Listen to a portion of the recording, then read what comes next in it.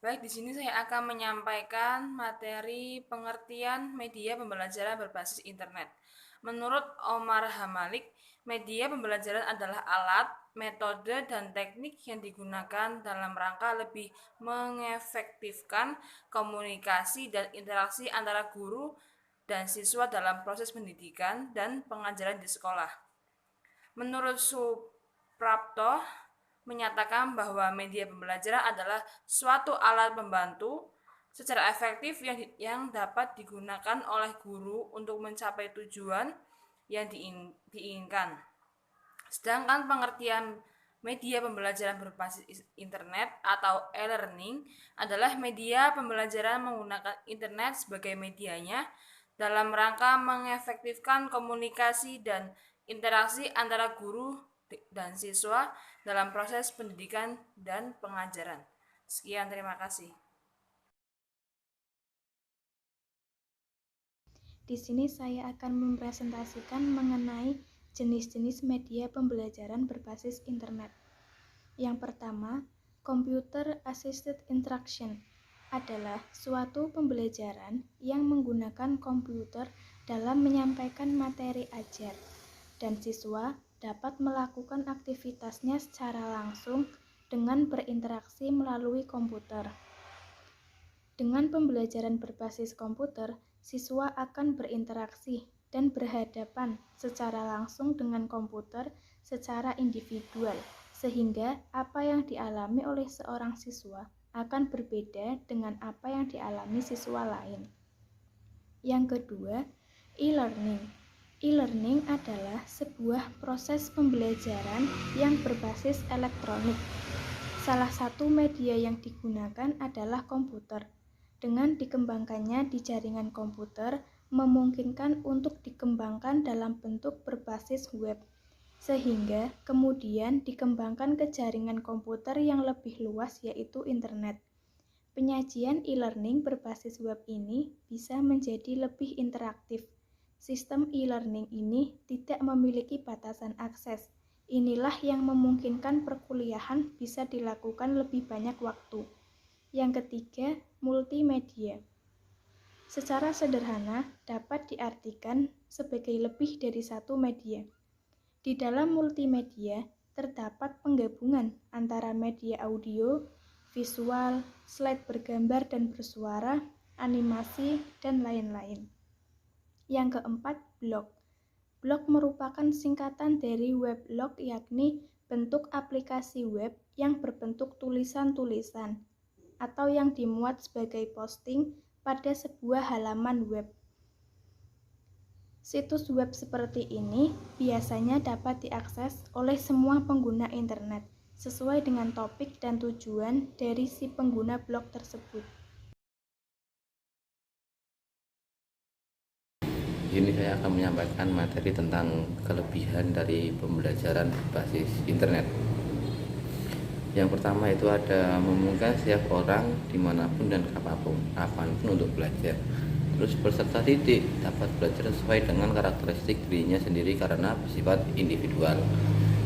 Kemampuan untuk membuat tautan atau link sehingga peserta didik dapat mengakses informasi dari berbagai sumber baik dalam maupun di luar lingkungan belajar. Terus sangat berpotensial sebagai sumber belajar bagi peserta didik yang tidak memiliki waktu untuk belajar. Terus dapat mendorong peserta didik untuk menjadi lebih aktif dan mandiri dalam belajar. Menyediakan sumber belajar tambahan yang dapat digunakan untuk memperkaya materi pembelajaran, dan yang terakhir isi dari materi pembelajaran dapat diperbarui dengan mudah karena bisa diakses lewat internet.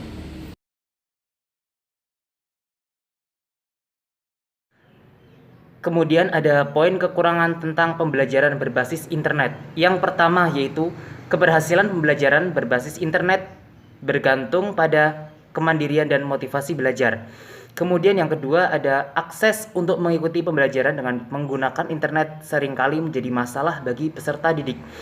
Yang ketiga, ada pembelajaran dapat cepat merasa bosan dan jenuh jika mereka tidak dapat mengakses informasi dikarenakan tidak memiliki peralatan yang memadai, terutama uang yang tidak cukup. Kemudian yang keempat ada dibutuhkannya panduan bagi pembelajaran untuk mencari informasi yang relevan dikarenakan informasi yang terdapat di dalam internet sangatlah beragam. Yang kelima, dengan menggunakan pembelajaran berbasis internet, peserta didik terkadang merasa terisolasi terutama jika terdapat keterbatasan dalam fasilitas komunikasi.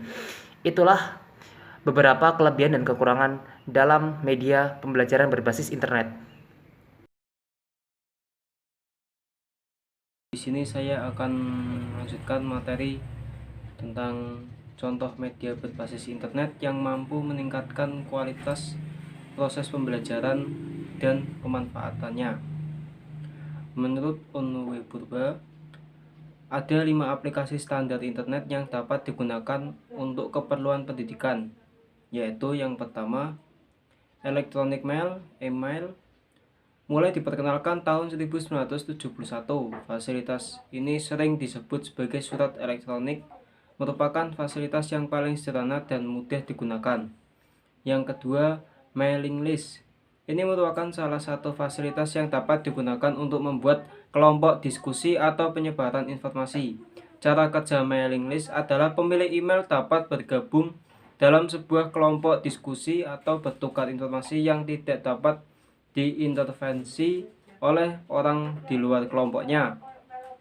Yang ketiga, newsgroup adalah fasilitas internet yang dapat dilakukan untuk komunikasi antar 2 orang atau lebih secara serentak atau bersifat langsung.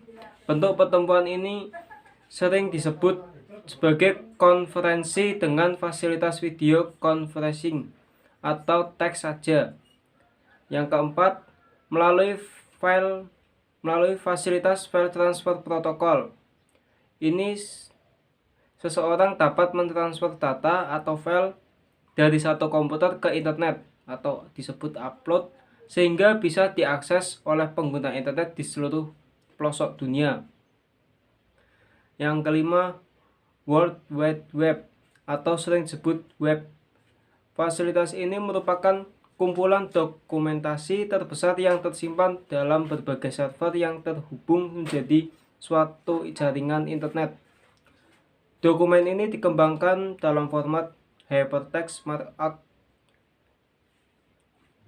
atau sering disebut HTML. Melalui format ini dimungkinkan terjadinya link dari satu dokumen ke dokumen lain, dan fasilitas ini bersifat multimedia yang terdiri dari kombinasi teks, foto, grafik, audio, animasi, dan video. Namun di zaman sekarang, media berbasis internet yang mampu meningkatkan kualitas proses pembelajaran lebih ke aplikasi seperti Edmodo. Edmodo merupakan sebuah aplikasi yang bisa digunakan guru dan murid, mahasiswa, dan dosen untuk pembelajaran online. Dengan kelas yang privasi, di sini guru dan siswa bisa berbagi catatan maupun tugas tanpa sepengetahuan kelas yang lain. Yang kedua, Schoolgy. Aplikasi ini merupakan situs yang menggabungkan antara LMS, Learning Management System, dengan jejaring sosial. Yang ketiga, Google Classroom. Google telah menyediakan situs yang bernama Google Classroom yang dalam bahasa Indonesia diartikan sebagai ruang kelas Google, yaitu merupakan situs yang digunakan sebagai media belajar bagi siapa saja termasuk siswa. Yang keempat, Moodle merupakan salah satu course management system yang dapat didownload dan digunakan oleh siapa saja. Hal ini tentu memudahkan orang dalam mengakses dan membuat ruang kelas online sesuai kebutuhan pendidikan. Yang kelima, Cevima Edlink adalah sebuah aplikasi yang dapat membantu mahasiswa dan dosen dalam kegiatan pembelajaran online. Dengan memakai aplikasi tersebut, kita bisa mengakses informasi dosen, juga bisa memberikan tugas dengan lebih mudah. Yang keenam, Zoom Cloud Meeting. Zoom merupakan sebuah aplikasi yang digunakan untuk meeting atau belajar dalam jarak yang berjauhan. Aplikasi ini bisa kita download di mana saja, smartphone, laptop, maupun komputer. Penggunaannya juga mudah. Siswa hanya memasukkan kode yang diberikan guru, kemudian akan otomatis bergabung dalam ruang kelas online.